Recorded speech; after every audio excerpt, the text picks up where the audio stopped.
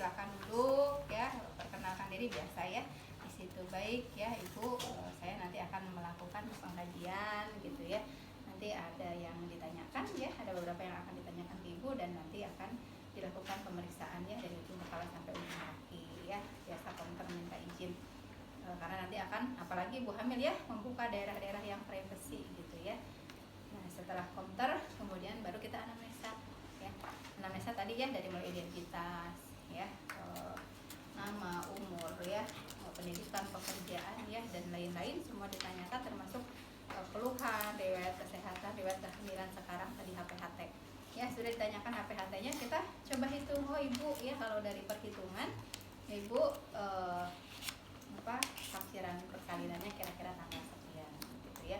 Kemudian sekarang kalau dari sudut perhitungan ibu kalau dari hitungan ibu berapa minggu ini hamilnya gitu ya. Kalau dari perhitungan saya dari HPHT ibu ini hamil sekian minggu. Nanti kita lihat ya pertumbuhan janinnya sesuai dengan usia kehamilan atau tidak gitu ya. Kemudian apalagi riwayat-riwayat lainnya ya, riwayat kalau pernah sebelumnya kehamilan persalinan dahulu yang tadi aja disampaikan. Nah setelah di anamnesa tadi ya jangan lupa ditanyakan ya sudah dirasakan nggak gerakan janinnya ya, di sebelah mana sering dirasakan gerakannya ya, supaya nanti kita bisa memperkirakan ya di mana letak punggung dan ekstremitasnya. Nah setelah selesai anamnesa semua, kalau ada yang lupa nanti aja pada saat pemeriksaan fisik boleh ditanyakan kembali ya. Ibunya kan udah mulai tenang ya, udah istirahat, sudah terbina pras karena kan ngobrol dulu gitu ya. Baru kemudian kita kaji tanda-tanda vitalnya ya. Yang dilakukan di situ kita bisa lakukan pengukuran tekanan darah ya. Tekanan darah diukur, dibiasakan menggunakan palpasi dulu ya. Jadi tidak pakai stetoskop dulu. Stetoskopnya belum ada.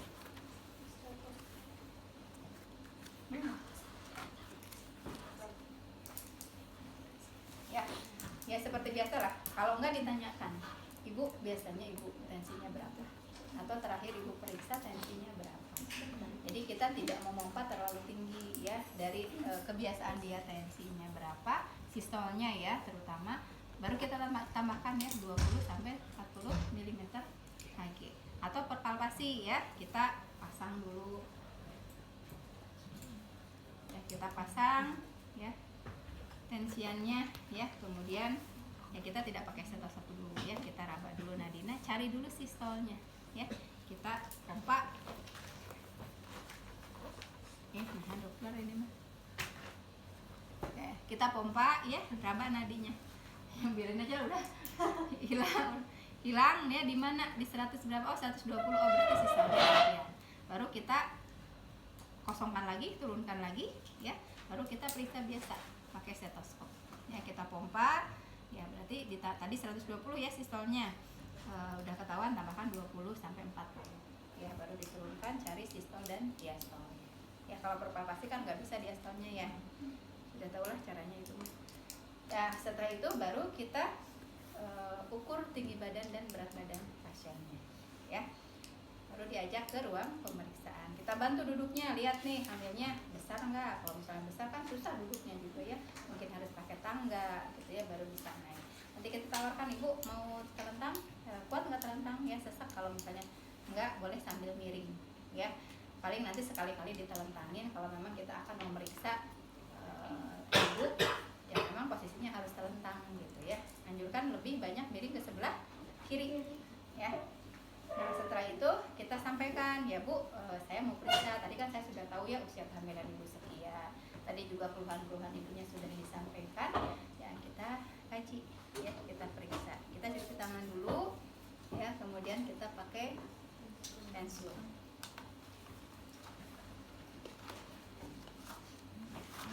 Nanti videonya ambil yang video punya temannya aja ya, jangan gini, nggak boleh ini maksud lesehan.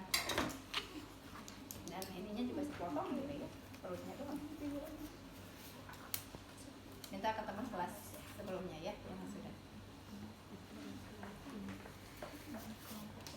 Nah tadi sudah ibu sampaikan ya, hari ini tidak dipraktekkan dulu, tidak dipraktekkan lagi semua ya, fokus pada ibu hamilnya aja ya. Ibu sudah nyaman, tadi kan baru tanda vital baru tekanan darah ya, kita bisa ukur tadi ya, ibunya kalau cepet ya pakai ini, kalau misalnya enggak ya ibunya boleh miring ya, tempelkan termometernya ya, kemudian kita ukur nadi dan pernapasannya ya. Jadi kita lanjutkan ya, hitung nadinya ya, kemudian pernapasannya.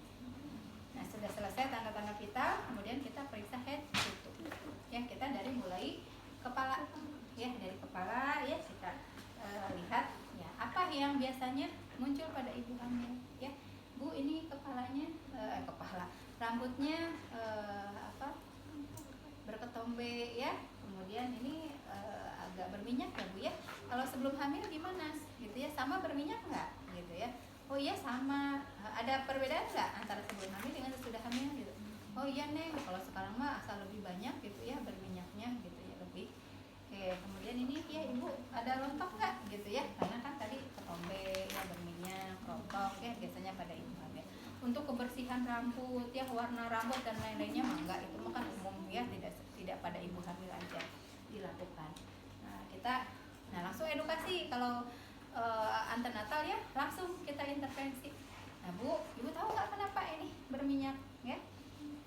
Enggak, kenapa ya gitu ya. Dan kita jelaskan ya, kepada ibu hamil itu kan ada perubahan hormon, terutama hormon estrogennya Bu. Jadi si kulit kepala jaringannya ini dia lebih lunak ya, makanya lebih mudah kecabut. Kemudian sel-sel kelenjarnya juga lebih banyak terangsang ya, sehingga menghasilkan tadi ya minyak yang lebih banyak ya, makanya lebih berminyak. Jadi ibu selama hamil supaya kan gak nyaman ya kalau lengket rambutnya, ibu bisa mungkin lebih sering keramasnya. Biasanya keramas seminggu berapa kali ya.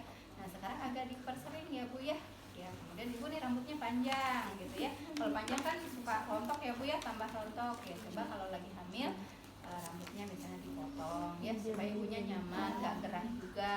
Kemudian kalau tadi kan harus lebih sering keramasnya, berarti ya supaya ibunya nyaman ya ininya. Kalau pendek kan gampang kering rambutnya ya, jadi kita lebih nggak males gitu keramasnya ya. Kita sampaikan, jangan khawatir ya Bu ya, nggak usah diapa-apain, nggak usah pakai minyak atau apalah gitu ya untuk menurunkan, menghilangkan ketombenya dan lain sebagainya. Nanti juga dengan sendiri untuk penumbuh rambut ya, karena hati-hati kalau ibu hamil, hati-hati menggunakan obat-obatan ya. Jangankan yang dimakan, yang tadi ya dioleskan aja, ditaburkan misalnya di kepala atau dioleskan di tangan, itu harus dengan resep dokter ya, takutnya itu masuk ke janin dan akan mempengaruhi pertumbuhan janin gitu ya. Nah sudah dari kepala kemudian turun ya ke muka. Ibu hamil kan cenderung udem ya, tapi udemnya yang normal itu udem dependen ya, udemnya hanya di kaki saja gitu ya, dan itu pun ketika kehamilannya sudah besar, trimester 3. Mungkin kalau udem trimester 1, trimester 2, hati-hati ya, kita cari penyebabnya apa. Kan seharusnya mah tidak gitu ya, yang mungkin ibunya ada komplikasi jantung, ginjal, hipertensi yang umum ya, bisa udem ya. Udemnya dari awal sudah mulai udem, atau mungkin bayinya kembar ya, sehingga rahimnya lebih besar dari yang seharusnya ya, maka dia akan menekan aliran balik darah dari ekstremitas bawah ke jantung gitu ya. Apalagi kalau misalnya udemnya sudah ke muka, udem anasarka ya, pada ibu yang eklamsi ya, yang ada peningkatan tekanan, jelas lah kalau jantung, ginjal ya bisa jadi. Itu perhatikan ya di mukanya ya, di wajah. Kemudian apalagi yang khas di wajah, mungkin ibunya berjerawat ya, ada topeng kehamilannya, bintik-bintik kehitaman. Kita tanyakan, ibu tahu nggak ini kenapa? Sebelum hamil seperti apa? Apakah sama berjerawat tadinya ada bintik kehitaman? Bisa memang sudah dari sebelum hamil juga begitu ya. Kalau memang bukan ya, oh berarti ini karena hormon kehamilan, kita jelaskan ya, ini juga karena hormon kehamilan Bu, hormon pigmen kulitnya meningkat ya, tadi ya kelenjar minyaknya kan meningkat, makanya banyak jerawatnya gitu ya. Gak usah diapa-apain ya, ibu gak usah khawatir ya, nanti ketika kehamilannya berkurang, kehamilannya selesai ya, sudah lahir, nanti akan hormonnya akan kembali seperti biasa, dan ya mudah-mudahan tadi jerawat dan ininya juga hilang ya. Kalau memang hanya karena hormon kehamilan pasti akan hilang gitu ya, kecuali kalau memang ada penyebab yang lainnya ya. Itu di daerah sini. Nah kemudian kita ke daerah mata ya, alis dan lain mah sama ya, alis ibu hamil dengan yang tidak hamil ya sama, tidak ada perubahan. Di mata ya kita buka, ibu hamil cenderung anemis ya, jadi kita lihat anemis kan gitu ya. kalau memang agak pucat, tapi masih perkiraan, kalau kita sering di rumah sakit mah sering melihat, sudah bisa memperkirakan lah feelingnya ya, ini mah masih normal lah gitu ya, HB-nya masih bagus gitu ya, karena sering. Kalau jarang mah kan ini kayak pucat gitu ya, karena belum terbiasa. Nah kita lihat, oh ini memang agak pucat ya Bu ya, Ibu suka pusing nggak? Ya gimana makannya? Gitu. Bisa sambil tadi nanya juga ya, karena pucat itu bisa jadi memang fisiologis tubuh, bisa jadi memang karena pengaruh memang asupan zat besinya kurang, makannya kurang karena mual muntah terus gitu ya. Nah, kita gali di sini. Ya nggak apa-apa Bu ya, ini memang agak pucat ya, tapi kalau menurut saya sih sepertinya masih normal ya. Tapi untuk memastikan nanti sebaiknya Ibu periksa juga kadar HB-nya ya, takutnya mata saya salah gitu ya memperkirakan, supaya lebih tenang. Kemudian di mata apalagi yang biasanya pada ibu hamil? Berkunang-kunang. Bu, pandangannya suka berkunang-kunang nggak? Atau bahkan mungkin kabur gitu ya? Nah itu juga kalau berkunang-kunang itu ya salah satu tanda nanti tanda-tanda kemungkinan ada hipertensi dalam kehamilan ya, atau eklamsi ya. Kalau sudah eklamsi itu sampai kabur matanya ya, dan kejang ya. Oke, itu di mata. Kemudian kalau di hidung, apa yang khas pada ibu mimisan? Epistaksis ya, kita tanyakan, Bu selama hamil ini pernah nggak ibu mimisan? Ya, sama pengaruh estrogennya kan jaringan lunak ya, sehingga mudah gitu untuk rusak, robek ya, ada perdarahan. Kalau sekali-kali selama hamil ibu mimisan nggak usah takut, itu normal ya. Tapi kalau terus menerus ya hati-hati juga, ibu bisa kekurangan darah ya, HB-nya bisa turun ya, harus diperiksakan. Kemudian di mulut apa? Hipersalivasi ya, kebersihan mulut, bentuk mulut ya, kelembaban dan lain mah sama aja. Anemisnya ya dilihat juga di mulutnya ya, mukosa mulutnya, warnanya, karena tadi kan cenderung anemia ya. Kemudian ditanyakan juga air liurnya gimana gitu ya, bertambah banyak kan ya. Kita anjurkan untuk, kita jelaskan, kita anjurkan untuk ya jaga kebersihan mulutnya ya, supaya nyaman ya, tidak ada infeksi, nanti asupan nutrisinya juga bagus gitu ya. Kemudian masih di mulut ya, kita tanyakan ibu sering ini enggak ada giginya keropos waktu hamil ya, atau giginya tanggal keropos, atau mungkin ibu sering ngilu ya, kalau kumur-kumur, kalau wudhu gitu ya, ngilu, atau bahkan mungkin sakit giginya ya. Itu juga salah satu tanda ibu kekurangan kalsium dan fosfornya ya, disampaikan. Kalau hanya terjadi pada saat hamil saja, oh berarti karena kan ketika hamil mah kebutuhan kalsium fosfornya lebih meningkat ya dibandingkan dengan sebelum hamil. Apalagi kalau sebelum hamil juga sudah mengalami keluhan tersebut ya, berarti memang kurang sekali kalsium fosfor ya. Nah itu kalau di ini ya, gusi berdarah juga ya, karena kan tadi jaringannya lunak ya akibat estrogen ya. Ibu anjurkan untuk suka berdarah nggak kalau gosok gigi ya, anjurkan untuk menggunakan sikat gigi yang lebih lembut, lebih soft ya. Dan juga harus tadi dijaga kebersihannya, jangan sampai luka-lukanya nanti malah jadi infeksi ya. Habis di mulut apa? Telinga ya, kebersihan rine, Weber, swabah enggak ya. Yang paling penting apa? Tanyakan suka berdengung enggak telinganya. Nah itu juga salah satu tanda. Mulut sudah, ini sudah. Kemudian kita ke leher ya, kita inspeksi. Perubahannya apa di leher ibu hamil? Hiperpigmentasi ya, kita lihat ada bintik-bintik kehitaman, kita jelaskan ya seperti apa, kenapa terjadi seperti itu, supaya ibunya menurunkan kecemasan ibu ya. Oh gitu, jadi tenang kan akhirnya ya. Kemudian kelenjar tiroid ya, karena metabolismenya meningkat, biasanya kelenjarnya agak membesar ya. Kalau misalnya masih dilihat tidak membesar tapi baru kerasa agak membesar ketika diraba ya, itu masih normal lah ya patokannya. Kalau misalnya dilihat aja sudah kelihatan membesar, nah itu berarti sudah tidak normal ya, berlebih, sehingga harus ada penanganan medis ya, diberikan obat-obat ya untuk hipertiroidnya ya. Oke, JPV mah enggak ya. Nah kemudian baru turun ke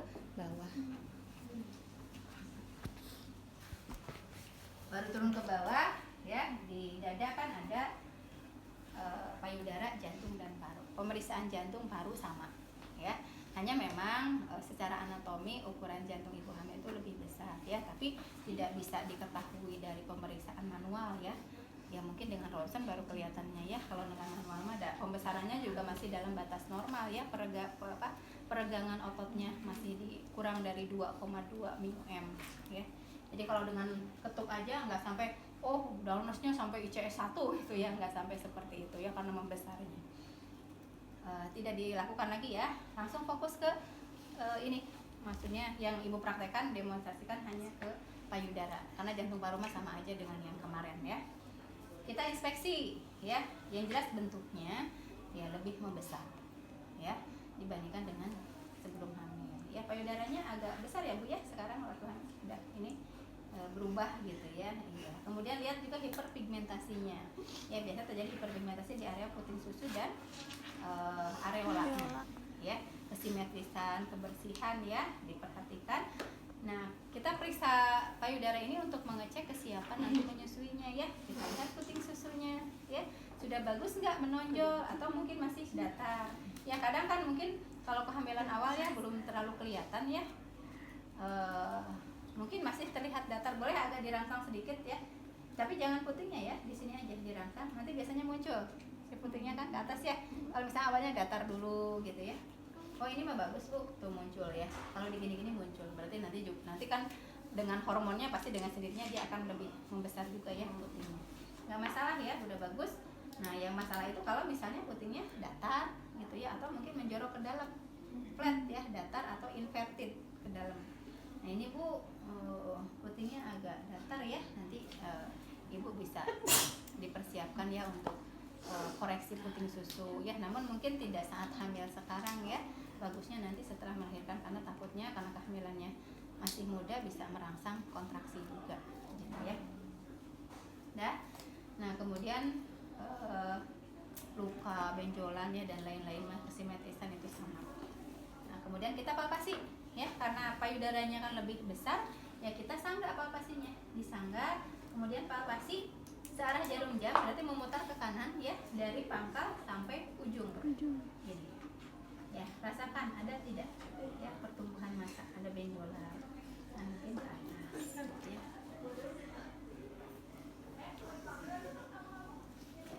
Nah, kemudian kita pastikan bahwa saluran payudaranya, ductus lactiferusnya tidak tersumbat.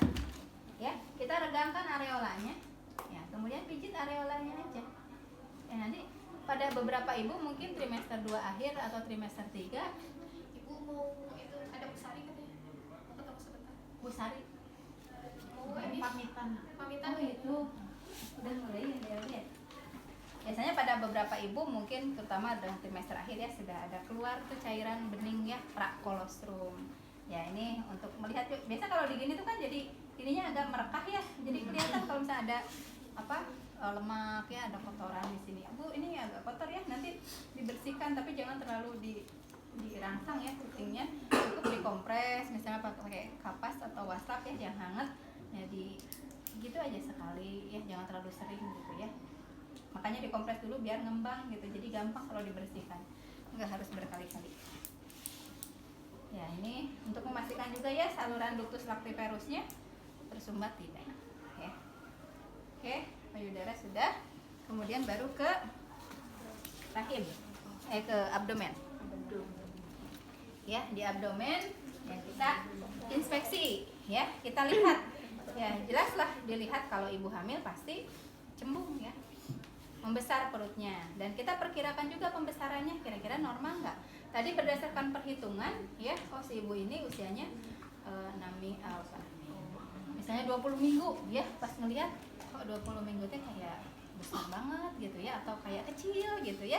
Nah itu sambil ngelihatnya jangan cuma ngelihat gitu ya, sambil diamati ya, ini kira-kira pembesarannya normal atau tidak gitu ya. Kemudian dilihat juga nih kayak gini misalnya, sebenarnya nggak sampai cekung gini ya karena ini mah nggak ada cairannya.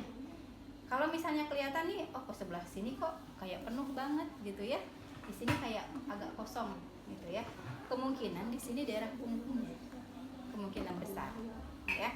Kemudian dilihat juga ya, ada tidak linea nigranya ya. Ibu ini garisnya emang hitam ya Bu ya, gimana Bu ini ya, khawatir nggak atau misalnya malu nggak gitu ya.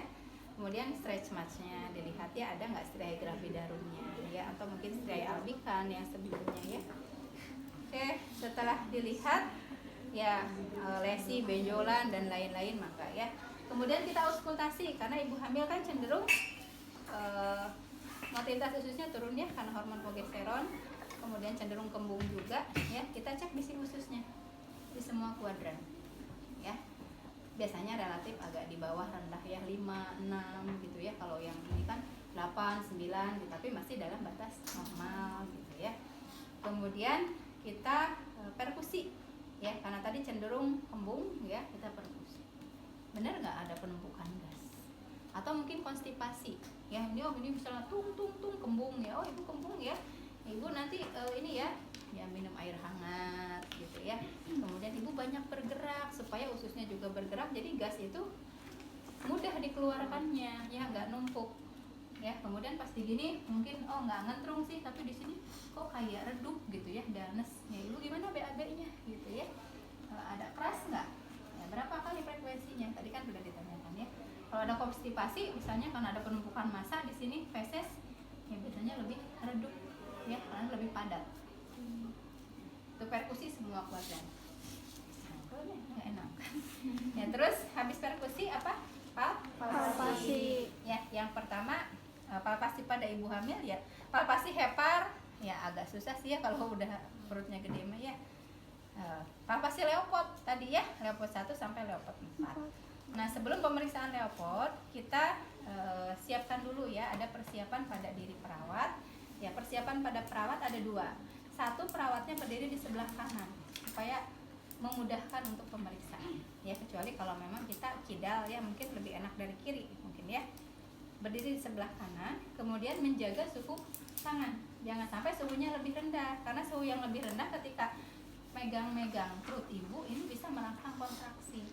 Caranya apa? Kita bisa cuci tangan di air mengalir yang hangat kalau ada, kalau tidak digosok-gosok aja supaya lebih hangat tangannya ya.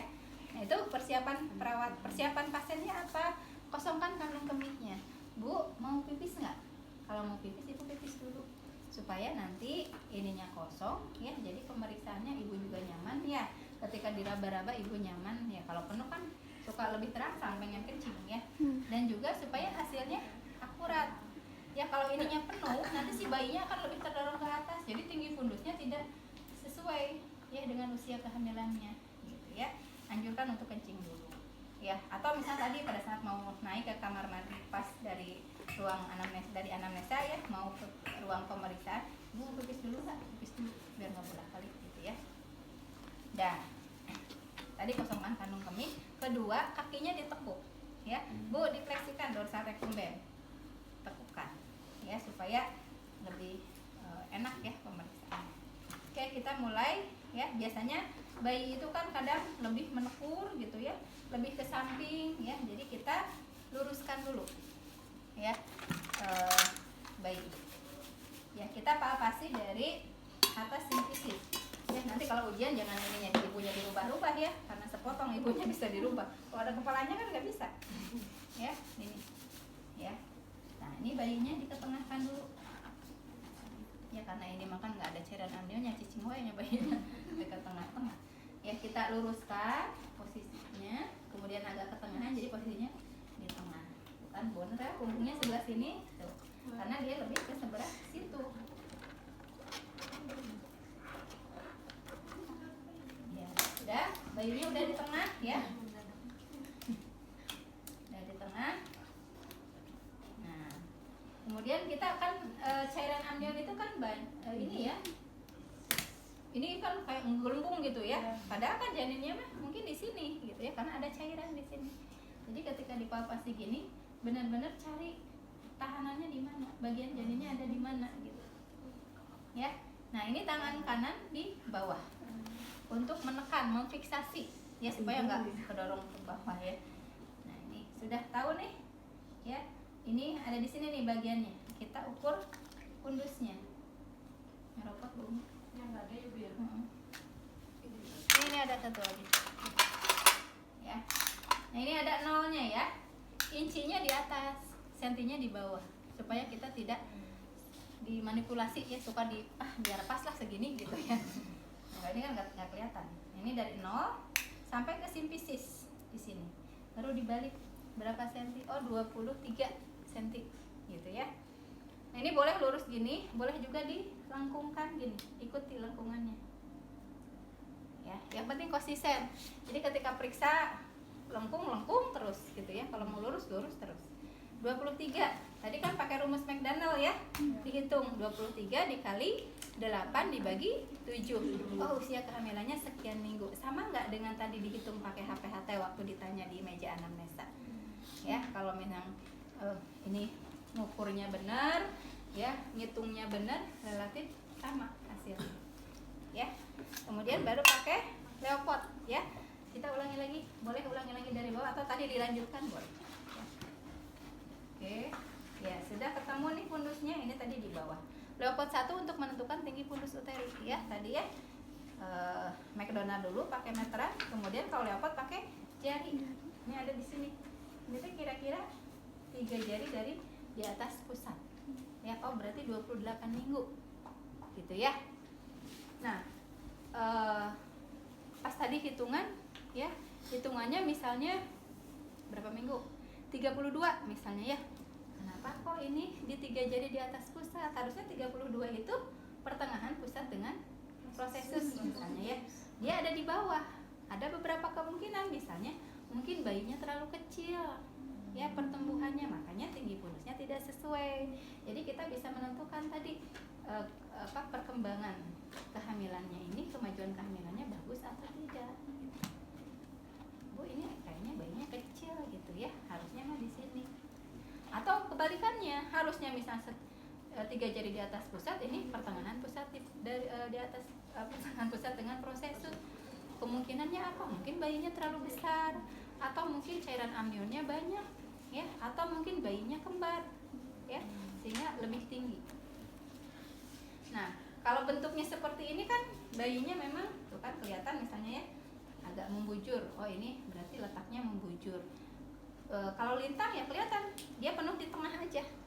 Pasti tinggi fundusnya juga lebih rendah. Ya, kan beda. Kalau bayi posisinya gini, ya segini nih dari simpisis ke sini. Dia tingginya di sini. Kalau lintang tuh, pasti kan lebih bawah. Ya. Dan di sini terabanya ya memanjang aja gitu ya. Harusnya kan yang normal tuh kan ya kalau nggak kepala bokong gitu ya. Idealnya memang letaknya yang kepala itu di bawah. Tapi kalau kehamilannya masih muda kan masih muter ya, masih bisa berubah. Oke, tadi Leopard 1 sudah ya. Tinggi fundusnya ada di mana, di berapa jari. Kemudian yang kedua Leopard 1 untuk menentukan bagian janin apa yang ada di atas fundus ya. Kita palpasi pakai tangan ini, pakai pinggir ini, tidak pakai jari-jari ya. Palpasi seperti ini, keraba. Kerabanya bagian itu kan, ini mah empuk karena bokong ya. Kalau kepala kan akan teraba, kalau terabanya keras, bulat ya. Kemudian ketika ditekan dia melenting gini, ya kepala bayi kalau ditekan dia melenting ya. Berarti itu adalah kepala. Tapi kalau kayak gini nih, lunak ya, tidak bulat ya, tidak keras. Nah, ini adalah bokong. Itu sudah ketemu ya dua-duanya dari Leopard 1 kemudian Leopard 2. Ya, kita lanjutkan. Tadi tangan kanan ke atas, tangan kiri ke bawah. Ya, gini. Cara Leopard 2 untuk menentukan letak punggung dan ekstremitas. Ya, satu-satu. Ini tahan misalnya, ini palpasi dulu. Mangga yang mana dulu, kiri dulu atau kanan? Kalau teraba bulat ya, memanjang, ya kemungkinan di sini adalah punggung. Tapi kalau terabanya ada tonjolan-tonjolan kecil, ya kemungkinan di sini ekstremitas. Oh, ini kayaknya ada tonjolan kecil nih. Ya kemungkinan ekstremitasnya gitu ya. Nanti satu lagi, sekarang gantian, ini yang tahan, ini yang palpasi. Ya. Tadi pastikan pokoknya di mana tadi ciri-cirinya punggung itu bulat memanjang. Kalau misalnya teraba tonjolan kecil berarti ekstremitas. Kalau misalnya teraba dua tempat sama, ya mungkin tadi kembar gitu ya. Oh, di sini ada kaki ya, di sini juga kok ada kaki gitu. Nah, biasanya tadi Leopard 1-nya juga lebih tinggi biasanya. Nah, sudah tahu mana punggung ya. Oh, punggungnya misalnya di sebelah kanan ya. Puka, punggung kanan ada di sebelah kanan ibu. Ya, kanan kirinya dari ibu. Nah, kita ke Leopard 3. Nah, di Leopard 2 Ada satu lagi bisa ya, kalau misalnya masih ragu, coba goyangkan ya. Kita goyangkan. Nah, benturan terbesar ya, tahanan terbesar di sebelah mana? Di sebelah kiri, di sebelah kanan, atau di sebelah kiri? Ya, berarti disitulah letak punggung. Ya, itu leopard 2. Ya, kemudian leopard 3 balik lagi posisinya seperti leopard 1, cuman sekarang yang nahan yang di atas. Ya, yang palpasi yang di bawah. Untuk menentukan presentasi tadi ya. Presentasinya apa? Yaitu bagian janin yang ada di bawah rahim. Ya. Oh, ini bulat, keras ya. Kemudian melenting. Mungkin di sini kepala. Oh, benar, tadi di sini juga kerabanya bokong. Atau misalnya, kenapa kok kayak bokong ya? Boleh balik lagi aja di level satunya sampai betul-betul yakin di sini apa, di sini apa. Gitu ya. Sudah. Nah, kemudian kita leopard 3 yang kedua adalah menentukan presentasinya sudah masuk atau belum ke rongga panggul. Ya, caranya adalah dengan menekan, ya, ditekan ke bawah antara ibu jari dengan keempat jari lainnya. Kayak dipegang nih bagian janinnya, kemudian digoyangkan. Kalau masih bisa digoyangkan berarti belum masuk. Kalau sudah kayak yang kepancang gitu ya, nggak bisa digoyangkan berarti dia sudah masuk. Baru dilakukan leopard 4 ya. Leopard pemeriksaan leopard 1 sampai leopard 3 kita mengarahnya ke ibu, kan gini terus ya, ke ibu gitu ya, pandangan kita ke ibu. Kalau leopard 4 kita ke arah kaki ya, ke arah sini, karena kita mau menyelusuri dari sini. Nih, kita selusuri aja nih, ini kan ada tulang ya. Nah, sini ya, sini tangan kita bisa ketemu nggak di atas tulang panggul ini? Ini kan tulang panggul. Ini kan kita selusuri. Kalau bayinya masih belum masuk, ya, dia kan di luar sini, gini, ya, inilah. Ketika kita selusuri, ini nggak ada yang ngehalangin, tangan kita ini bisa ketemu. Ya, ini namanya posisi konvergen. Artinya presentasi janin belum masuk. Tapi kalau misalnya bayinya sudah masuk sebagian, ya, nah ada yang nahan di sini, nggak bisa ketemu. Ini posisi lurus, artinya sebagian presentasi sudah masuk. Kalau sudah masuk semua, tuh, sini.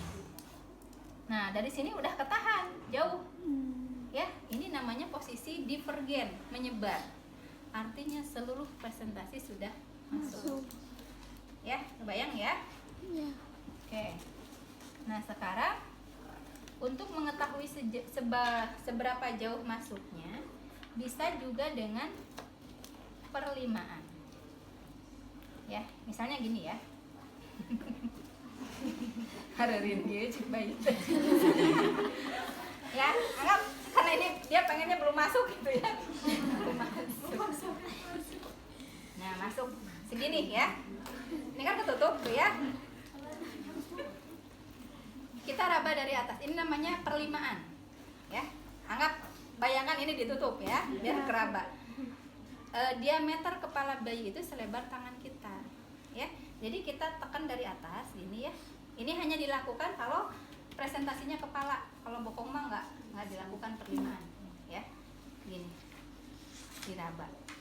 Nah, kalau misalnya teraba kerasnya ini tertutup oleh 5 jari kita, ini namanya 5/5.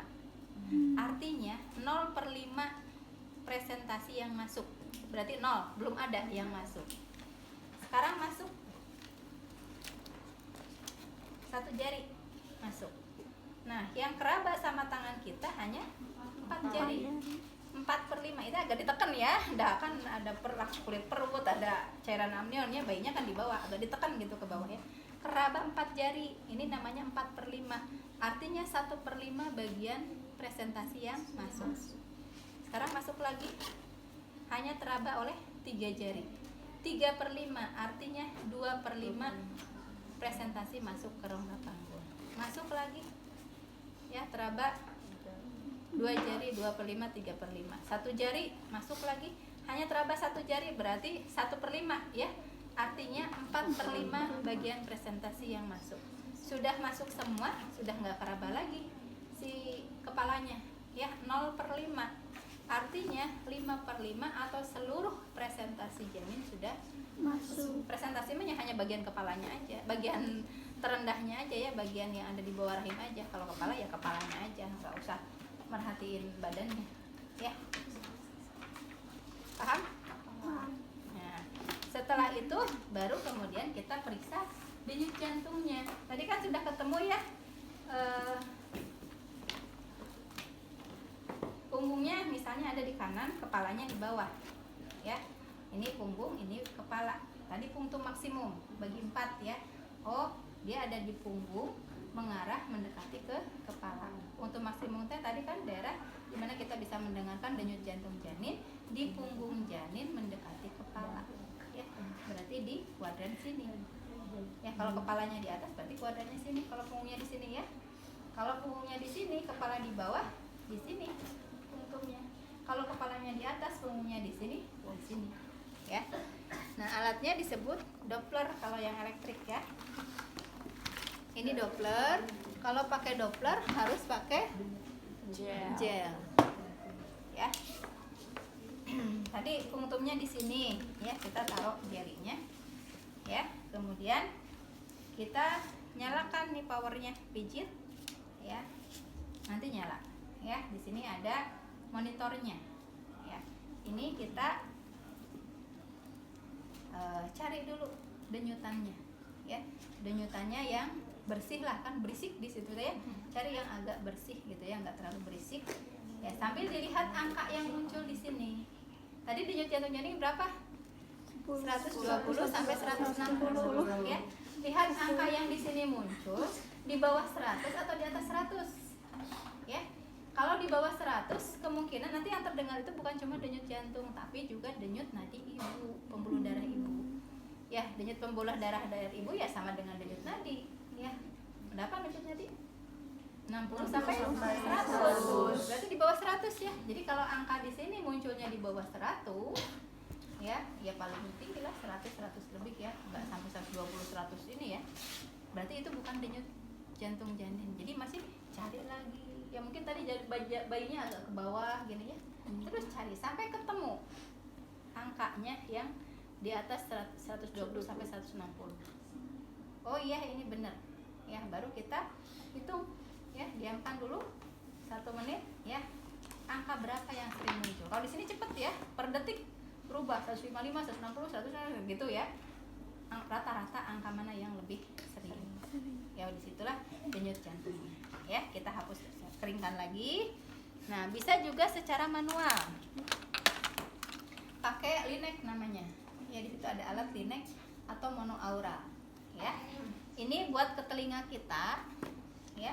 Yang ini buat ke jantung janinnya, ya. Kita cari dulu.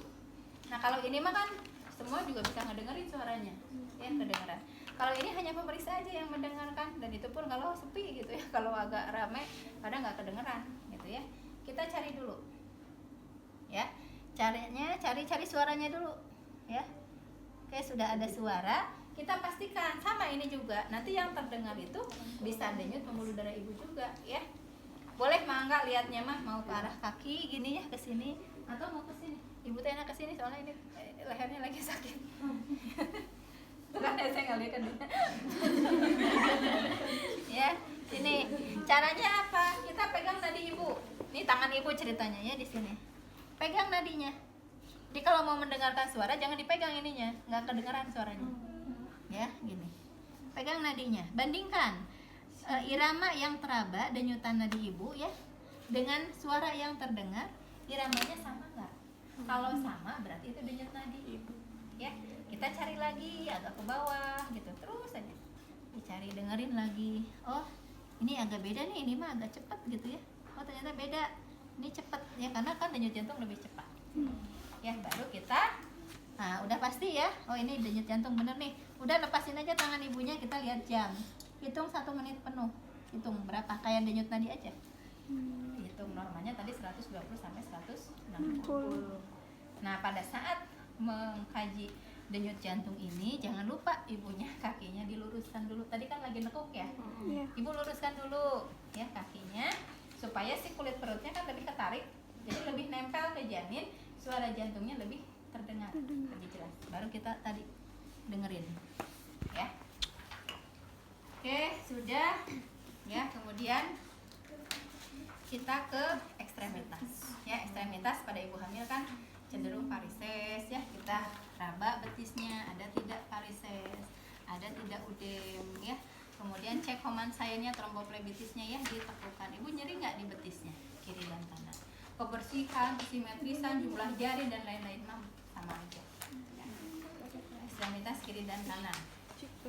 Nah kemudian genitalia dan anus ya. Genitalia dan anus diperiksa kalau memang ada masalah aja ya. Misalnya tadi ibunya mengeluh keputihannya banyak, gatal, berbau ya, baru kita periksa ya. Anusnya juga ada hemoroid nggak bu? Tadi ya ditanyain ya, misalnya nggak ada ya nggak usah dicek juga. Ada misalnya baru kita cek ya. Untuk meriksa genitalia ya kita siapkan alasnya ya. Alas ya, takutnya tadi kan kemungkinan mungkin kotor ya. Dari anamnesa aja dulu ya. Oke, kemudian kita siapkan kapas sublimatnya ya. Ini kapas sublimat ya, panjang, udah dijelasin ya waktu itu ya cara bikinnya ya. Ini kapas digini aja dulu ke tangan kita ya, dikasih cairan sublimat ya. Kita double handscoon ya, pakai handscoon lagi ya. Kemudian kita bersihkan dulu ya, diperas ya. Kita tadi labia yang terjauh dulu ya, mayora mana ya. Kemudian ya mayora sebelah kanan ya, buka. Nanti labia minora kiri ya, labia minora kanan. Kemudian di tengah dari klitoris sampai ke anus ya.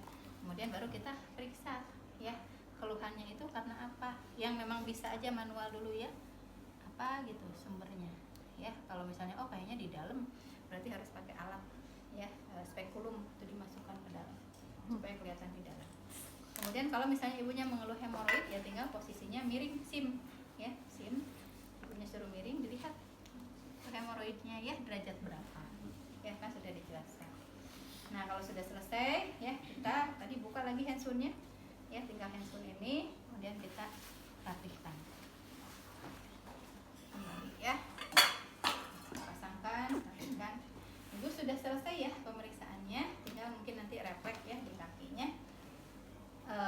Tadi lupa ya, tinggi badan, berat badan, ibu hamil tingkat lengan ya, untuk status nutrisi dikaji juga. Triceps skinfolnya ya. Kemudian ibu suruh dulu, kemudian cek refleks patelanya ya. Refleks patela pada ibu hamil ya normalnya ya normal gitu ya. Karena ibu hamil cenderung hipertensi ya, hipertensi itu bisa menyebabkan refleksnya juga hiperrefleksia, jadi terlalu nendang ya. Atau mungkin nggak ada refleks ya, karena mungkin ya kalau saraf mah mungkin kalau ibunya masih bisa jalan mah ya bukan gangguan saraf ya, kemungkinan karena kekurangan kalsium dan fosfornya gitu ya.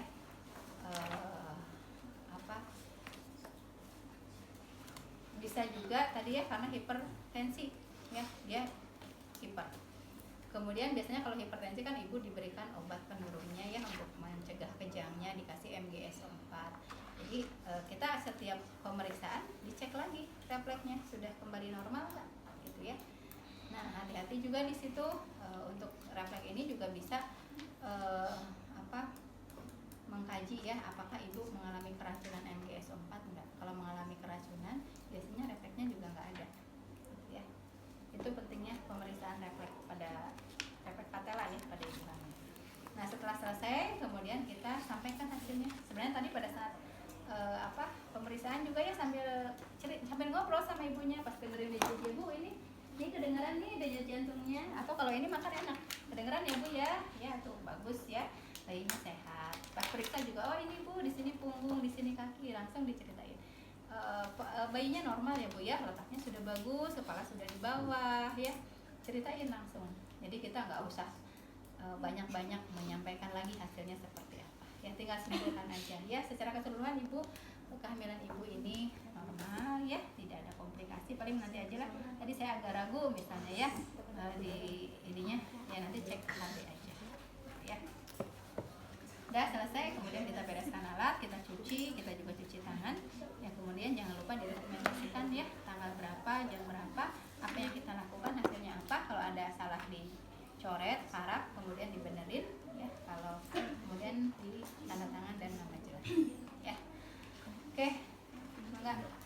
Tadi taksiran berat janin maka tinggal dihitung aja kalau sudah